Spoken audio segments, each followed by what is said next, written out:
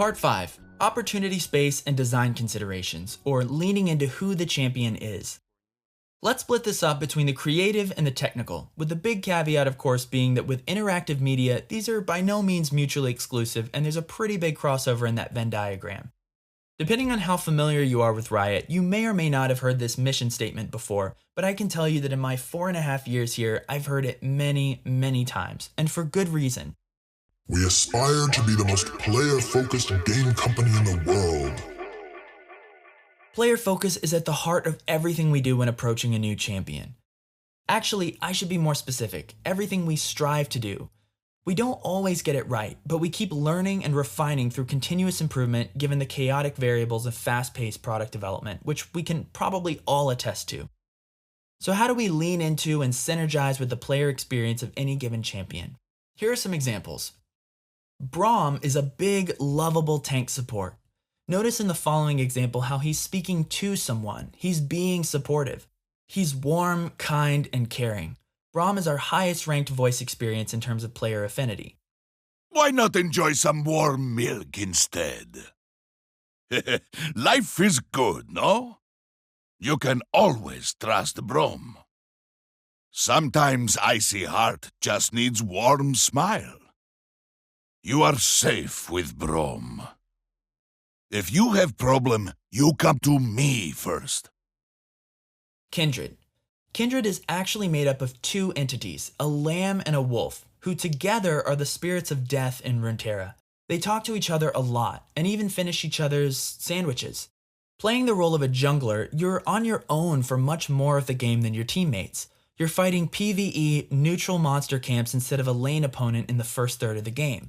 So the back and forth between this incredibly tight duo is a great example of augmenting the player's experience, allowing them to feel part of a close allyship even in their solo journey.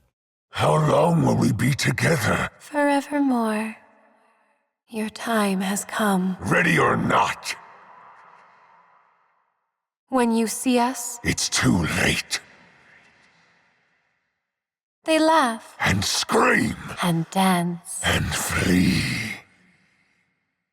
And everywhere Lamb went, Wolf was sure to follow. go easily. No! Thrash! Flee! All things linger. In our shadow. Swain is a backline mage. He's tactical by nature. His voice underscores his playstyle. Moreover, Swain has special tech that rallies the team on during teamfights. But more on this later. Strength is the only teacher. Sacrifices must be made. A conquered nation is a loyal one. The advantage is ours if we take it. More important than heroes are deeds. Let us end this siege. They flee Noxus on the roads we built. Drive them from the battlefield! Irelia's playstyle is to smash your face and dive the backline. She screams, yells, and gets super aggressive. This VO is subconsciously indicating to the player, go in, go in. Remember why we fight! Let me take the lead. For the fallen! Slice through them. Hold your ground. Cast off your shackles. Freedom is yours. Take it. To the last. Stand strong. Nothing can break us. Cut them off. Now! Stop their retreat! Ionia calls! Warwick, or Warwick if you're dapper in English, is a terrifying, blood-chilling werewolf. One of his abilities gives him greatly increased movement speed toward wounded, low-health enemies. When this happens, his VO switches to a separate bucket where he becomes largely non-verbal. His speech becomes unintelligible and you're only able to get parts of words, with most of it being feral, frenzied bloodlust. This change in VO is telling the player, kill, kill, kill. The blood you spilled calls to me. The beast grows stronger. Run faster! Run while you can. Heroes always die. You'll choke on your screams. killing. Remember! Right on me! Claws hungry! In control! I became monster!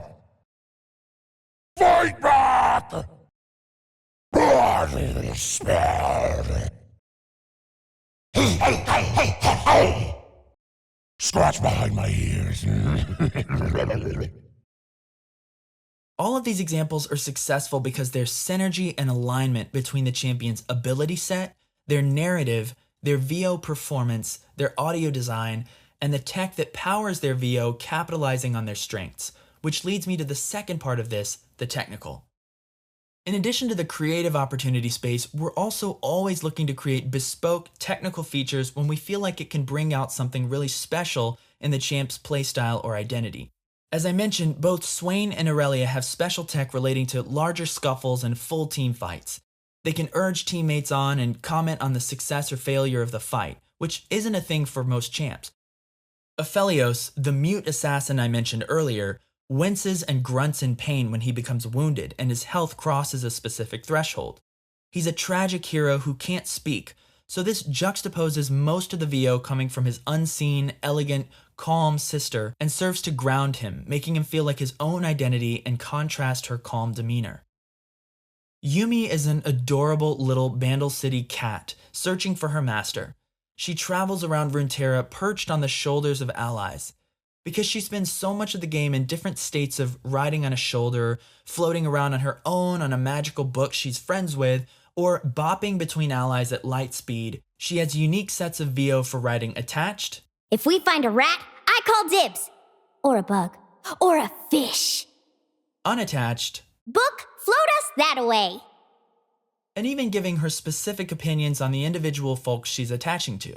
Ooh, you're warm. Anyone smell burning fur? I know I used a tree analogy earlier, but at the risk of being blasphemous, I'm gonna make, wait for it, a second tree analogy. When you develop for a game as a service, we just can't really take away stuff that launches. Our content sticks around in perpetuity, or at least for a super long time. We have to be really thoughtful about sustainability, scalability, and at least like 4 or 5 other fancy business buzzwords.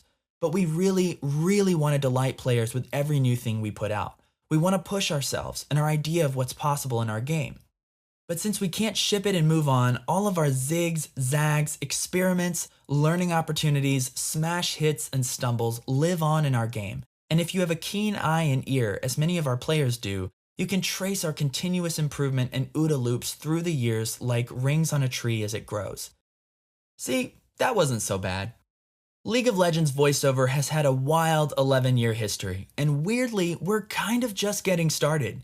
There's so much further we can push both craft and tech to improve the player experience, and beyond that, the widened umbrella of games set in Runeterra unlocks exciting new development opportunities and new challenges. Re-examining our tech, features, and other things that we've taken at face value due to temp love and change aversion is an important part of continually leveling up such an enormous and beloved game project. At the same time, I talk to players all the time who have played League of Legends since Season 1 or even Beta. Players who grew up with the game, maybe met their significant other or best friends there, and players who have deep allegiances to some of our champions. Recognizing that some changes or evolution may create player pain without falling prey to development paralysis is a tricky but important balance to keep in mind with a game of this size and legacy. Folks, that's all I have for you. Thanks so much for tuning into my talk today.